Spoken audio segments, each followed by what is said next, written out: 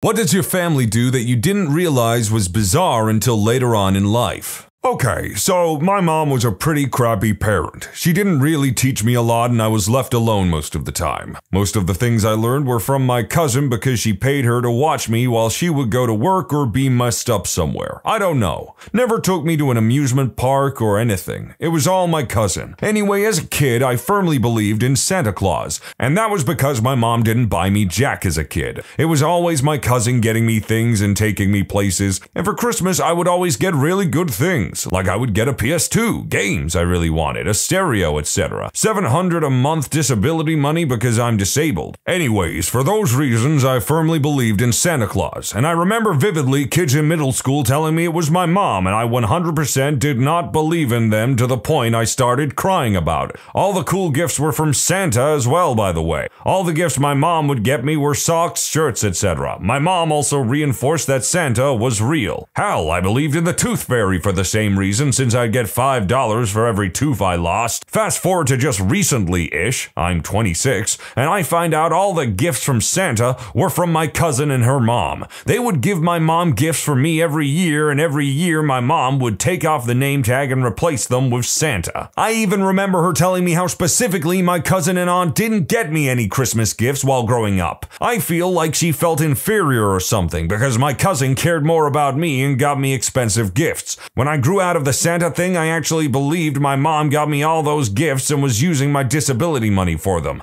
Cause like, every year I'd get a ton of good stuff. It now makes a lot more sense. My cousin always knew what stuff I liked cause we liked the same things. I even remember the year I got a GameCube and how whenever I'd go to her house, I'd want to play her GameCube to play Harvest Moon. And that Christmas, what game did I get with my GameCube? Harvest Moon. I never told my mom I wanted Harvest Moon. It was only my cousin that knew, so I fervently believed it was Santa that knew I wanted it through magic or whatever. Really bad that my mom did that to my cousin and her mom, but this isn't even the worst thing she'd done. I could write a book about how terrible a person she is.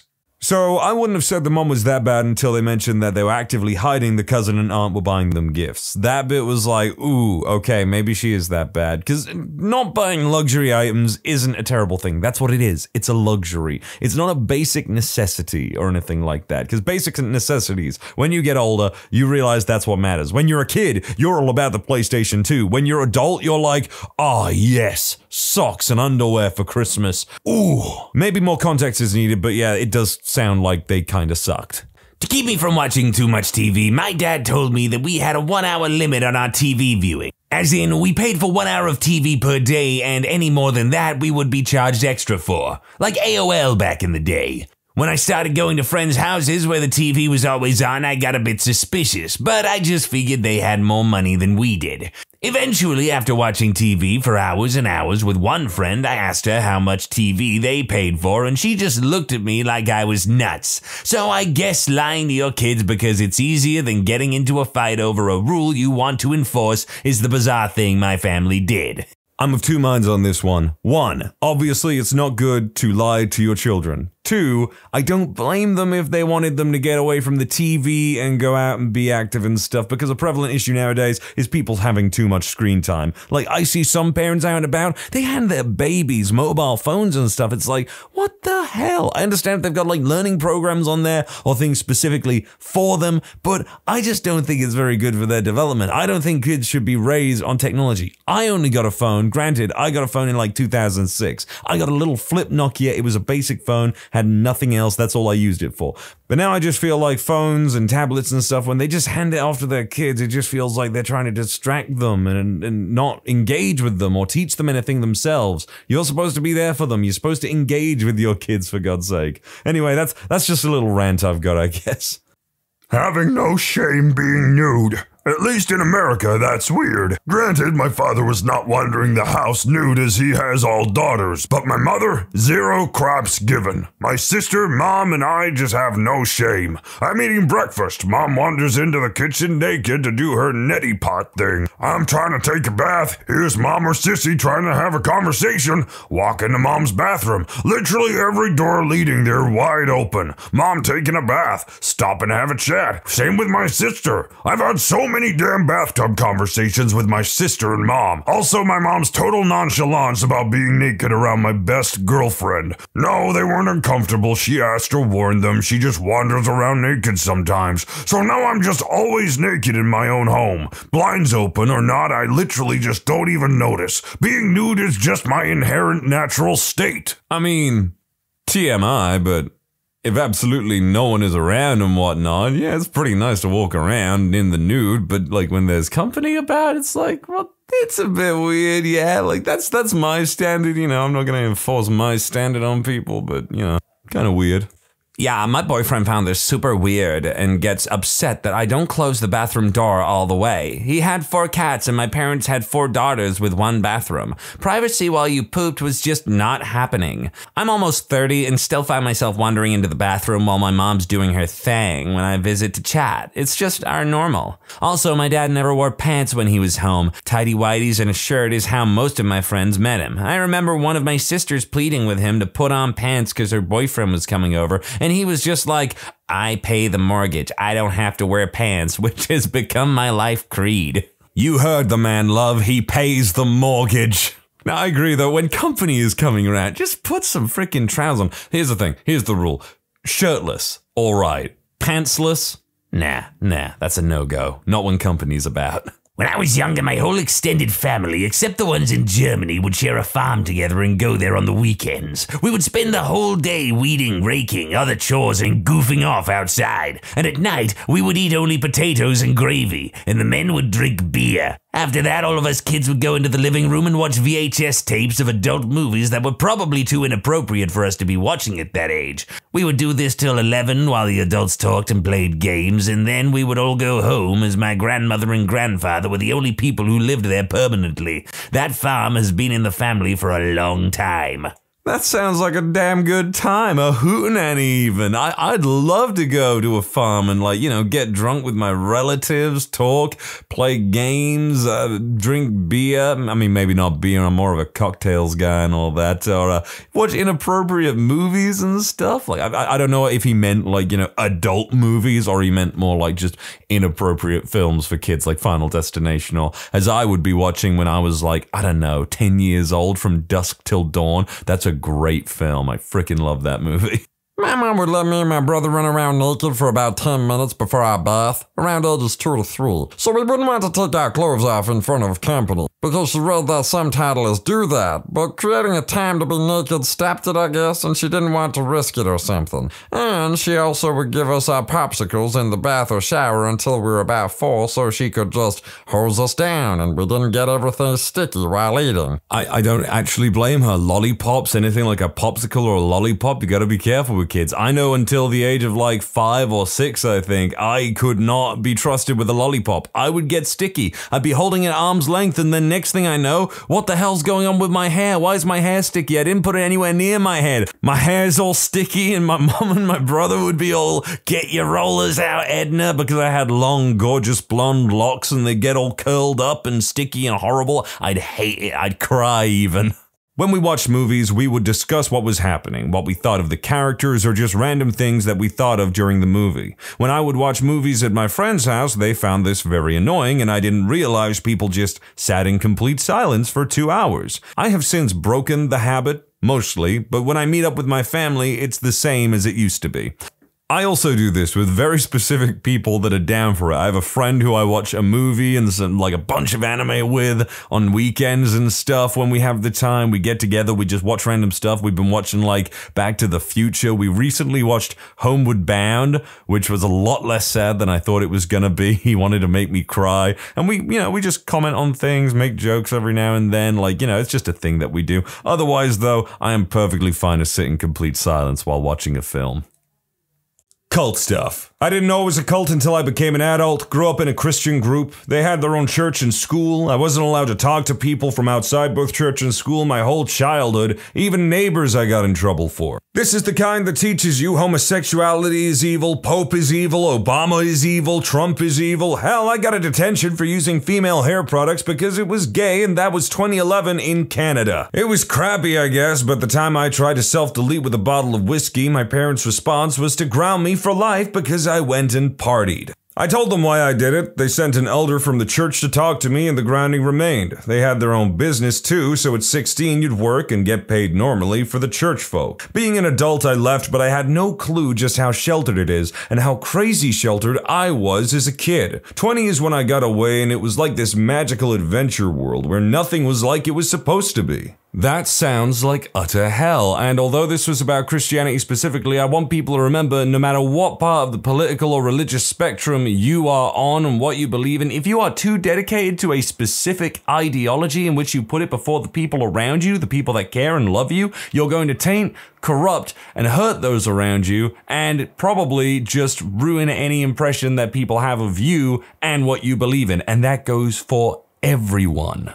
Not brushing teeth. We were never taught to actually make a habit out of brushing our teeth growing up. Our parents didn't either. We used to get shown those fun educational videos in school when we were kids. The ones with the big cartoon toothbrush who tells you how to brush your teeth. But I never actually took them seriously. I thought toothbrushing was just something people on TV did, not an actual real thing, until my first sleepover with a friend around 5th or 6th grade. We were getting ready to go to sleep and I looked at her like she was crazy because she was actually brushing her teeth. And she looked at me like I was crazy because I wasn't brushing my teeth. I didn't have many sleepovers as a kid, so I just put it down to sleepover weirdness and carried on not brushing my teeth until I started getting tooth pains in my late teens. Went to the dentist. He asked when the last time I'd brushed was, and I swear he nearly fainted when I answered. Safe to say I brush my teeth now, but a less gross one, maths. When my siblings and I were little, our mother used to make up maths worksheets for us to do. She'd sit down and handwrite a bunch of simple, real simple, we were kids, maths questions down. Give us a sheet each and just let us work through them.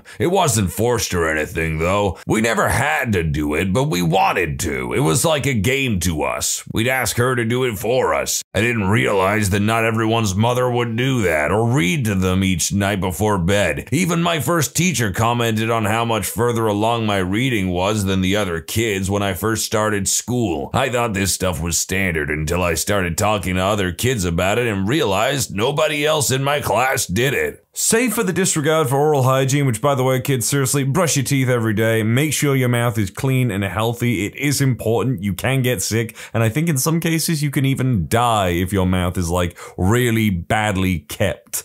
But that's the extreme. And on the other hand, though, these parents are clearly engaged in wanting to teach their kids stuff. I mean, that's a problem that I've talked about before, I think. A lot of parents just aren't engaging with their kids and actively trying to teach them stuff. I have a close personal friend who was a primary school teacher for a while, and she told me about a couple kids who didn't have like major learning difficulties or anything, just didn't know how to wipe their butts because their parents just didn't bother to teach them how. Neglect is a form of abuse, people. When I was a kid, we opened all of our Christmas presents after dinner on Christmas night. All of my friends opened them on Christmas morning or sometimes even Christmas Eve. But we waited with all of the family, including grandparents and aunts and uncles and the whole damn fam. Dinner was eaten, dishes were done, drinks were served, and we all sat together for several hours and opened Christmas presents. I don't do that with my own family now, but I do kind of miss the tradition. I frickin' love Christmas. Christmas frickin' rocks. I'm not like fanatical about it, but I like it. I love the atmosphere, the snow, the goodwill, and cartoon Christmas specials back in the day absolutely rocked.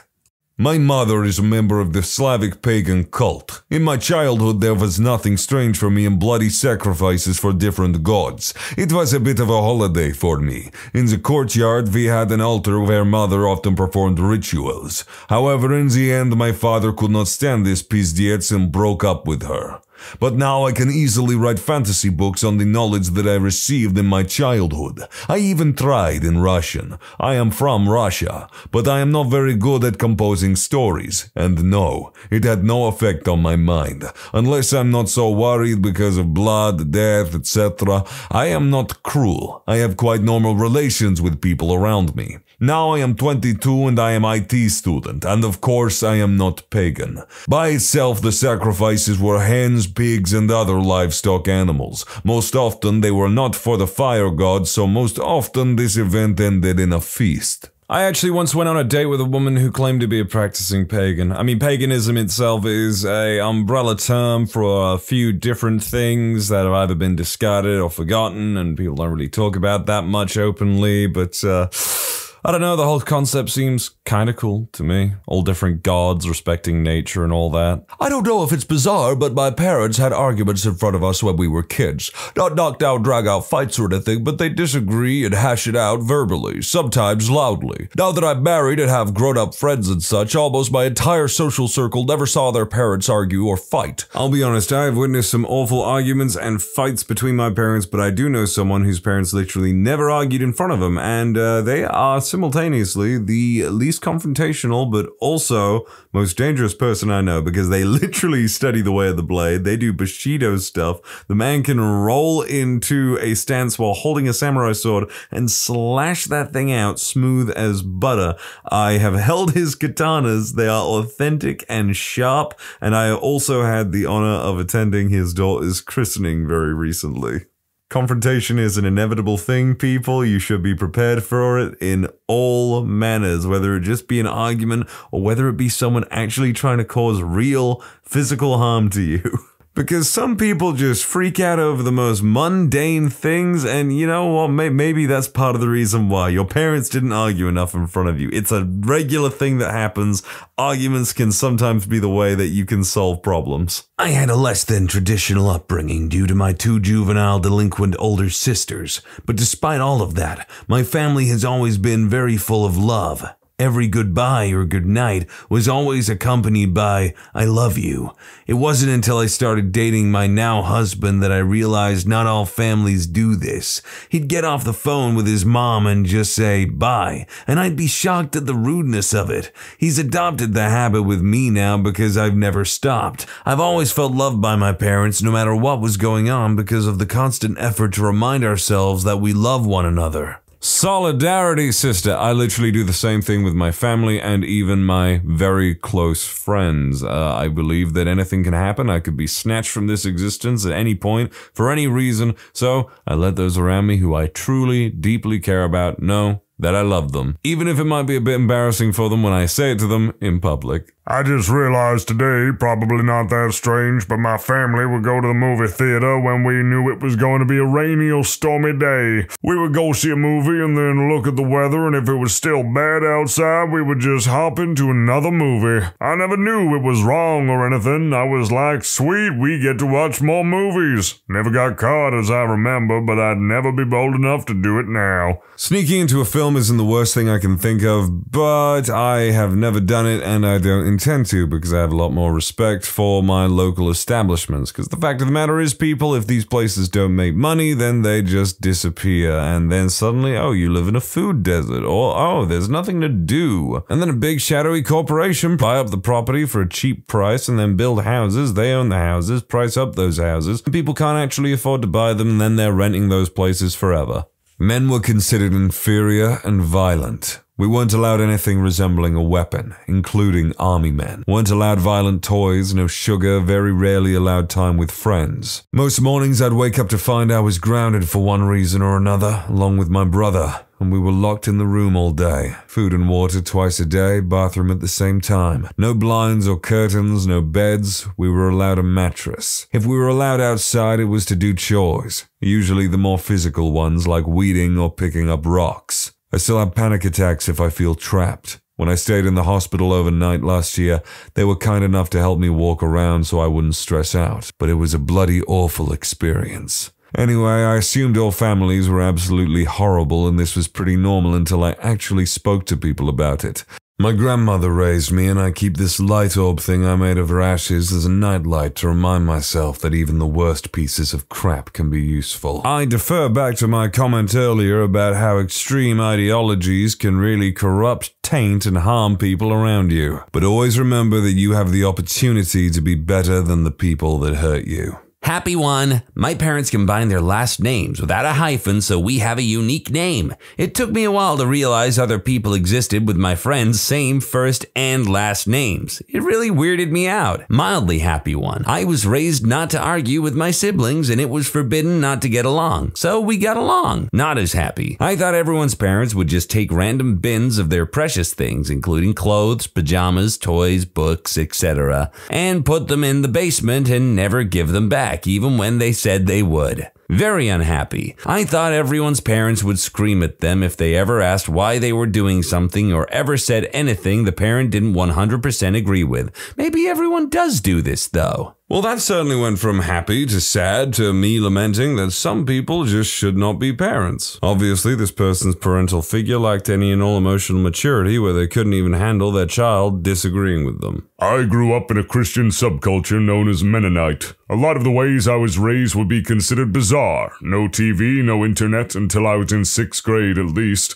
No going to the movies, bowling alleys, or skating rinks. I wasn't allowed to wear shorts. And no other worldly styles such as Christian rock, rap, etc. My mom wears long skirts and a covering on her head and is often mistaken for either a Catholic nun or Amish. We had a whole laundry list of do's and don'ts. At the time, it didn't seem bizarre because that's all I knew. Of course, I knew others were different, but that was of little consequence to me. That said, I value my upbringing. I was raised with a strong work ethic and a fantastic moral foundation, and I wouldn't trade it for anything. I like that this guy takes the bad with the good. He doesn't directly deride the Mennonite thing or even say that he doesn't live by it anymore. It's kind of up in the air. He doesn't say. But I think that this kind of calls back to the guy who doesn't brush his teeth, but yet his parents still taught him maths and English and stuff where they're clearly engaged with him on a level where it's like, yeah, those parents are good people, and yet they have a blind spot. They just didn't care about oral hygiene. But it doesn't mean they don't love them or anything like that. I mean, kids, here's the thing. You're never going to have all the answers in the future. There's always going to be a blind spot, or you're going to mess up or something, and that's the way parents are. It's just a fact. My mom raised me on her own. I remember realizing that, wow, my mom doesn't actually know what she's doing. She's just doing her best. And I've turned out okay. When my little brothers were babies and they needed to poop, my mother would pick them up, plop them on her lap, and hold them over the trash can in the kitchen. So she'd just be sitting on a chair with the trash can in front of her, letting their turds plop out their butts in full view of us. It's a lot easier than cleaning a dirty diaper later. The weird part is doing this even when I had friends over. They don't come over anymore. Maybe it's because you sound like a little gremlin man. No, kind of gross, but I understand the logic. I just, learned to wrap a nappy though. There's a road tunnel about 20 minutes from where we grew up. It's about 2,000 yards long, and when we drove through it, we all had to hold our breath. No other tunnels, just that one. I thought everyone did it and was surprised when I found out they didn't. Also, if you bring someone a present from your holiday, it's referred to as a rabbit. Again, I was surprised that it's just our family that does that. This isn't a family thing, but when I was a kid, I used to hold my breath whenever I saw like a character in a cartoon or a video game underwater and try to hold it for as long as they're underwater, because my logic was, if I can hold my breath for as long as they can underwater when I'm in this situation, I'll be fine because I've been practicing. No, it doesn't work like that. It really doesn't work like that. I remember doing it while watching the Tarzan cartoon. I think it was the episode where Clayton's sister comes and wants revenge for her dead brother.